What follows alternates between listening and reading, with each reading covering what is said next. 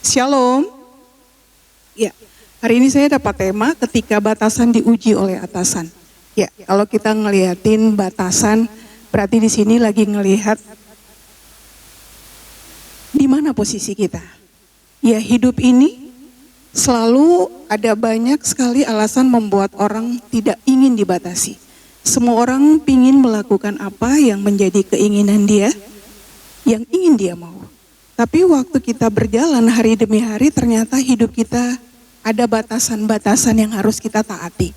Ketika batasan ini kita lewati atau kita tidak mau dalam batasan ini, maka pasti ada masalah di sana. Ada kekacauan di sana. Ada sesuatu yang akan bisa membahayakan kita sendiri. Ya, ketika batasan diuji oleh atasan. Saya mengajak kita, mari kita boleh lihat firman Tuhan. Sama-sama dari Efesus 6 ayat yang ke-5 hingga ayat yang ke-9. Efesus 6 ayat 5 hingga ayat yang ke-9 firman Tuhan berkata demikian. Hai hamba-hamba, taatilah Tuhanmu yang di dunia dengan takut dan gentar dan dengan tulus hati, sama seperti kamu taat kepada Kristus. Poin yang pertama waktu kita ngeliatin firman Tuhan ini lagi bicara kepada kita semua. Kalau kita saat ini adalah posisi ada yang di atas kita selain Tuhan, maka di sini dikatakan bahwa kita harus taat dengan takut dan gentar dan dengan hati, sama seperti kamu taat kepada Kristus. Maka poin yang pertama kita belajar sama-sama, seseorang atau di dalam posisi sebagai hamba yang ada di bawah, kita harus belajar taat kepada pimpinan kita. Lalu dibilang, bukan saja kepada pimpinan kita yang di dunia, tapi taat sama seperti kepada Kristus. Wah, ini sebuah panggilan yang sangat jelas ya, tekanan yang paling penting yang kita boleh belajar sama-sama. Ternyata waktu kita taat, kita menjadi hamba yang taat, ternyata kita sedang melakukan ketaatan itu kepada Tuhan kita. Lalu ayat yang ke-6 berkata, jangan hanya di hadapan mereka saja untuk menyenangkan hati mereka, tetapi sebagai hamba-hamba Kristus yang dengan segenap hati melakukan kehendak Allah. Poin yang kedua ngajarin kita bahwa kita bisa terkesan taat, patuh, mengikuti apa yang diarahkan. Tapi ternyata itu bisa sesuatu yang berdampak, yang terdampak dalam ekspresi kita, tapi ternyata hati kita enggak. Maka poin yang kedua mengatakan bahwa kamu gak boleh hanya untuk menyenangkan hati mereka. Terkesan engkau baik, tapi ternyata tidak. Sebaliknya dikatakan, engkau lakukan harus dengan segenap hati, sebagai hamba-hamba Kristus yang dengan segenap hati melakukan kehendak Allah. Ya, poin yang kedua kita belajar ngeliatin lagi, melakukan kehendak Allah ya.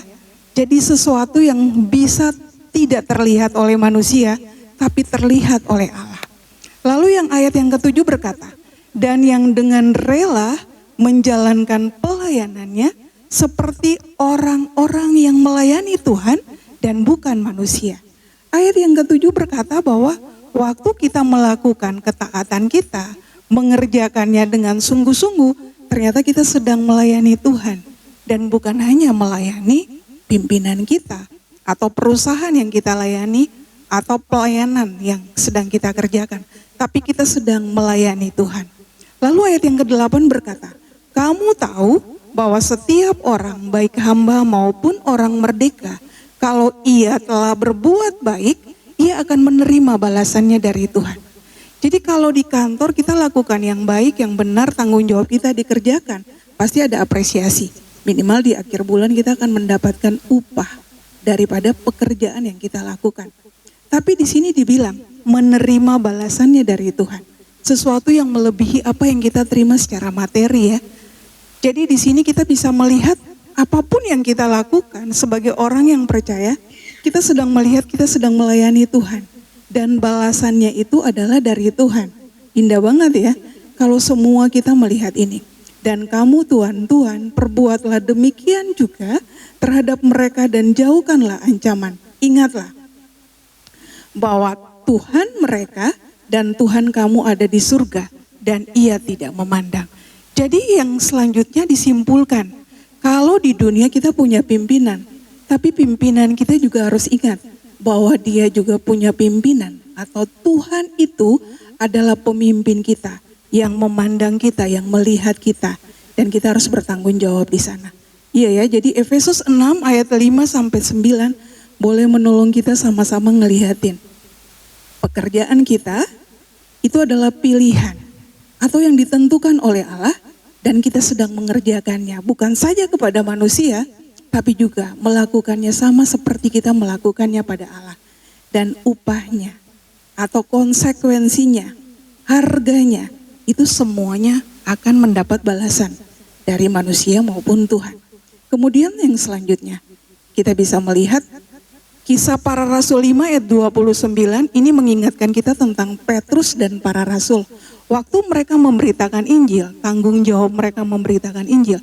Di situ dikatakan para ahli agama, mereka nggak suka. Lalu bawa Petrus dan para rasul masuk ke dalam penjara.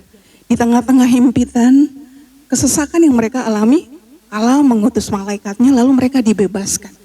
Ketika dibebaskan dengan kunci penjara itu bisa dilepaskan, mereka kembali lagi di bait Allah. Lalu para imam itu kaget ya, ternyata mereka dibebaskan. Lalu dilarang lagi, kalian tidak boleh memberitakan Injil. Lalu ini yang diungkapkan oleh Petrus dan rasul-rasulnya. Mereka menjawab, kita harus lebih taat kepada Allah daripada kepada manusia. Selanjutnya kita bisa ngelihat apapun yang dilakukan oleh rasul-rasul dan Petrus, atau saat ini kalau kita ngelihat pekerjaan kita adalah panggilan sorgawi untuk melakukan tugas dan tanggung jawab kita, maka ketaatan kita bukan pada area pimpinan kita, peraturan yang ada pada pekerjaan atau wilayah pelayanan kita, tapi lagi-lagi di sini dibilang ketaatan kita kepada Allah. Maka sudah pasti ya, kalau kita ngeliatin start point ini, maka sudah jelas. Waktu sesuatu yang gak benar, maka kita gak akan ikutin. Kita akan berkata sorry, dan kita akan melakukan apa yang Allah mau untuk kita lakukan. Konsekuensinya berat ya, Petrus dan teman-temannya dimasukkan penjara, bahkan mereka diusir, bahkan pingin dibunuh ya teman-teman. Selanjutnya, kalau kita ngeliatin lagi, pada 1 Petrus 2 ayat 18 sampai ayat yang ke-20. Hampir sama tapi di sini singgungannya bertambah. Hai kamu hamba-hamba, tunduklah dengan penuh ketakutan kepada Tuhanmu. Bukan saja kepada yang baik dan peramah, tetapi juga yang bengis. Iya ya, sebab adalah anugerah jika seseorang karena sadar akan kehendak Allah menanggung penderitaan yang tidak harus ia tanggung. Sebab dapatkah disebut pujian jika kamu menderita pukulan karena kamu berbuat dosa, tetapi jika kamu berbuat baik dan karena itu kamu harus menderita, maka itu adalah anugerah di hadapan Allah. Ini yang dibilang anugerah kasih karunia Tuhan kepada kita. Jadi lagi-lagi dibilang waktu kita lakukan yang benar, pertanggungan jawaban kita yang benar, tapi ketika kita mendapatkan tidak setimpal dengan yang kita lakukan, maka di situ dibilang itu adalah kasih karunia dan kasih karunia di hadapan Allah. Nah, waktu kita melihat 3 topik bacaan kita hari ini, maka berharap teman-teman kita semua bisa melihat di mana posisi kita dan bagaimana kita menghadapi dalam topik hari ini ya. Ya, ini teman-teman juga bisa lihat kalau kita search di Google ada banyak sekali informasi. Ada beberapa rangkuman mungkin bisa kita ngelihat sama-sama. Ini bicara tentang batasan profesional, bicara tentang komunikasi dan profesionalisme. Jadi kalau di tempat kita bekerja hari ini, bicara tentang komunikasi yang terbuka, namun kita tetap hormat. Waktu kita bersama dengan atasan kita, atau kita bersama dengan rekan sekerja kita. Lalu kita fokus pada hasil pekerjaan, bukan pada personal. Seringkali ada banyak orang gagal di tengah-tengah pekerjaannya ketika dia ngerasa rekan sekerjanya itu tidak membuat dia nyaman bekerja. Maka dia hilang fokus dan sulit bekerja dengan maksimal. Tapi waktu kita ngeliatin batasan profesional ini, maka kita belajar untuk komunikasi terbuka dan hasil kerja kita harus fokus pada hasil kerja kita, memberi yang terbaik. Kemudian yang berikutnya waktu kerja. membatasi interaksi di luar jam kantor, terutama akhir pekan untuk menjaga keseimbangan kehidupan pribadi. Contoh, kalau kita di sini kita ada dari Senin sampai hari Jumat atau hari Selasa sampai hari Minggu. Nah, waktu kita ngeliatin waktu ini, memang ada perlu satu waktu di mana kita jaga keseimbangan. Jadi waktu kita punya hari libur, hari untuk keluarga, hari untuk pribadi, maka kita harus mampu membatasi diri. Kemudian bicara tentang objektivitas atau favoritisme. Ya, bicara ada sering terjadi menghindari kedekatan berlebihan yang dapat memicu favoritisme yang dapat mengganggu penilaian kinerja. Artinya gini, contoh saya dekat banget sama Pak Heri ya, contoh. Nah, maka Pak Heri itu akan mengambil langkah-langkah mungkin menyenangkan hati saya, tapi sebenarnya nggak pas. Teman-temannya mungkin jadi nggak suka, jadi kondisi kerjanya jadi nggak baik waktu kita berada. Jadi intinya kedekatan itu nggak boleh berlebihan. Kemudian privasi, menjaga privasi kehidupan pribadi dan percintaan. Contoh ya, percintaan agar tidak terbawa ke tempat kerja. Jadi contoh kalau ada hal-hal yang sangat pribadi, kita harus mampu menjaga itu. Contoh di rumah mungkin kita sedang berantem dengan anak kita atau suami kita atau istri kita. Kita harus jaga itu dalam ruangan rumah kita. Jangan sampai kita bawa ke kantor. Maka situasi kerja kita pasti akan jadi amburadul, tidak nyaman. Kita nggak bisa bekerja dengan baik. Nah, ini kita harus jaga. Kemudian sekarang bicara tentang bawahan dan atasan. Kalau bentuk perilaku yang kita batasi adalah bawahan tidak membandingkan atasan atau berfokus pada peningkatan skill dan tetap loyal pada visi. Ya. Jadi kalau di sini kita punya beberapa pimpinan ya, ada yang di PAMA, kemudian ada yang di MIKA, ada yang di gereja. Kita nggak boleh banding-bandingkan, lalu dibilang kita harus fokus pada peningkatan skill kita, kemampuan kita, loyalitas kita pada visi. Apa yang kita harus lakukan? Kemudian tidak memanfaatkan posisi kita, atasan, tidak memanfaatkan posisi untuk kepentingan pribadi dan tidak menuntut pekerjaan di luar tanggung jawab kita. Nah, waktu kita ngeliatin batasan-batasan ini, maka membangun batasan yang sehat membantu menjaga kesehatan mental, kepuasan kerja, dan menjaga burnout ya. Artinya orang nggak jadi stres, jadi kelelahan, performanya jadi turun, bahkan dibilang bisa memunculkan gangguan mental ya. Jadi dari sisi ini kita boleh melihat batasan-batasan kita seperti apa. Kenapa sih harus ada batasan-batasan? Ya, yang pasti kita bisa ngelihatin batasan itu perlu supaya kita tahu menempatkan diri kita. Menjaga objektivitas dan penilaian. Jadi dari sini kita bisa tahu bahwa penilaian kinerja bisa menjadi bias akibat hubungan personal mungkin yang terlalu dekat. Mencegah konflik kepentingan, kemudian menghindari favoritisme dan pelecehan, meningkatkan produktivitas, menghormati privasi dan waktu personal. Seperti tadi sempat disinggung, lalu kejelasan peran. Batasan memperjelas tanggung jawab dan ekspektasi kinerja antara kedua belah pihak. Jadi dalam posisi ini kita belajar ngelihat pimpinan, tanggung jawabnya ada, dan kita sebagai karyawan atau bawahan dalam posisi apapun, kita harus tahu bahwa kita harus tahu peran dan tanggung jawab kita. Oke, ini adalah batasan dalam dunia kerja bahkan yang sering diuji. Nah, kita masuk dalam topik hari ini, waktu bicara tentang batasan yang sering diuji oleh atasan dalam dunia kerja ya. Kita bisa ngeliatin contoh batasan waktu. Bagaimana jam kerja kita, contoh jam kerja kita dari jam 9 sampai pukul 5. Ternyata tiba-tiba kita diuji pimpinan kita mungkin meminta kita untuk bisa lembur karena ini harus diselesaikan. Nah, gimana nih kita? Apakah kita langsung berkata tidak atau seperti apa? Contoh batasan tugas. Tugas kita adalah contoh A. Tapi karena situasi di lapangan, kita diminta untuk membantu teman kita. Jadi tugas kita bertambah A dan B. Nah, bagaimana seperti hal itu? Kemudian batasan sumber daya. Contoh kita punya kemampuan adalah 30. Kemudian diminta harus 50. seperti ini gimana? Kemudian batasan pribadi, kebutuhan pribadi seperti keluarga, kesehatan dan lain-lain.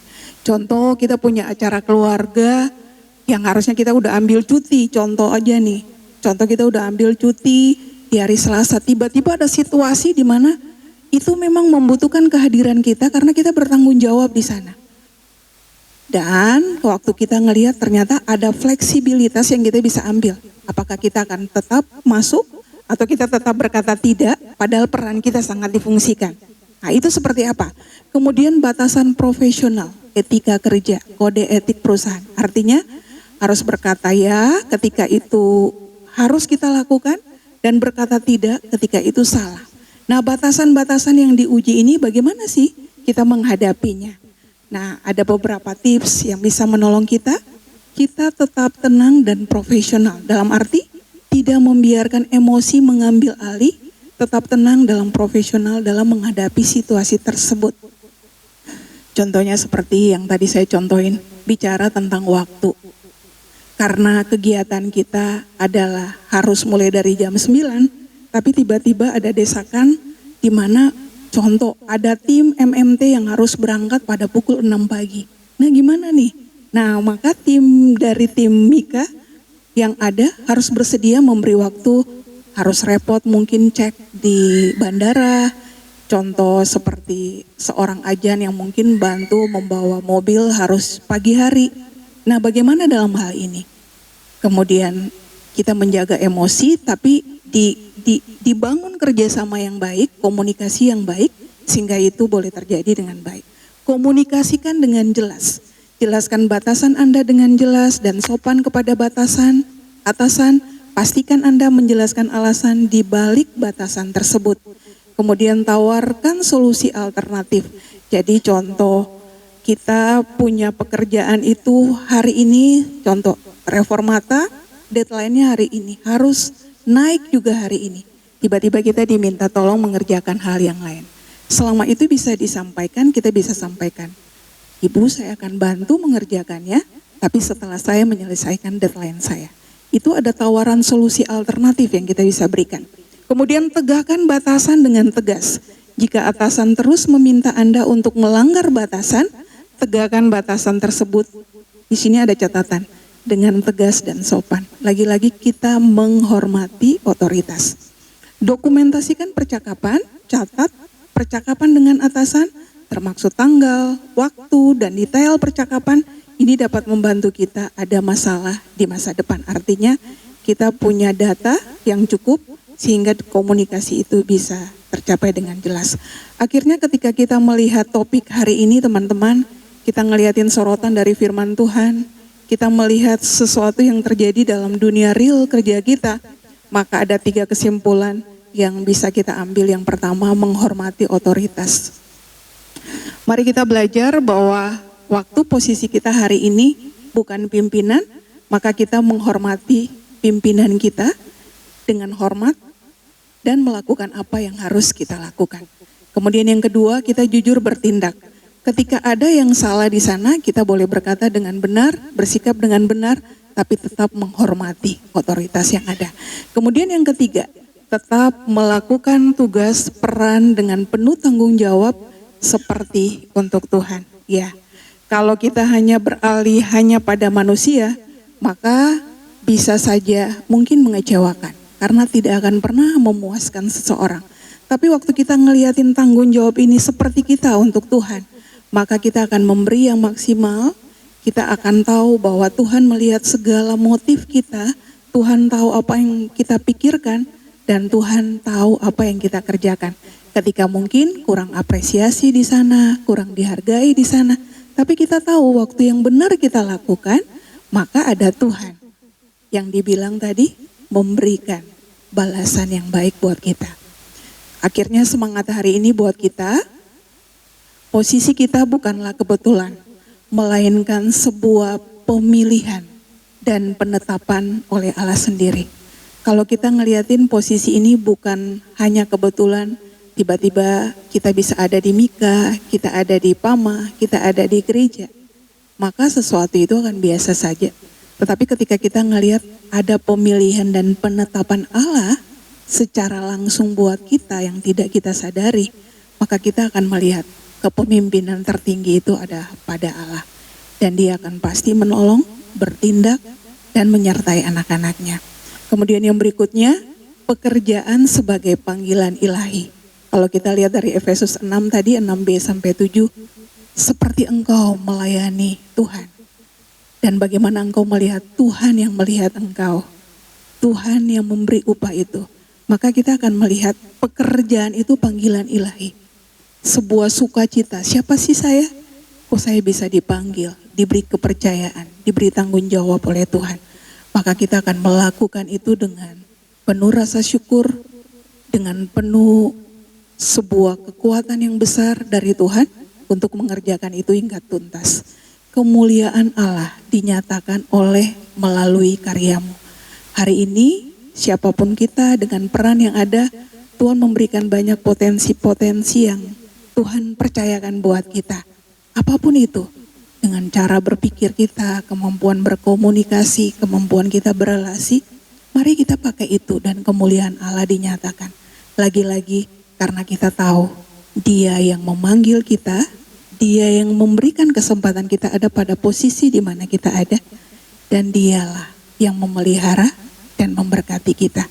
Biarlah kemuliaan Tuhan dinyatakan melalui semua pekerjaan dan posisi dimanapun kita ada. Tuhan memberkati. Mari kita berdoa.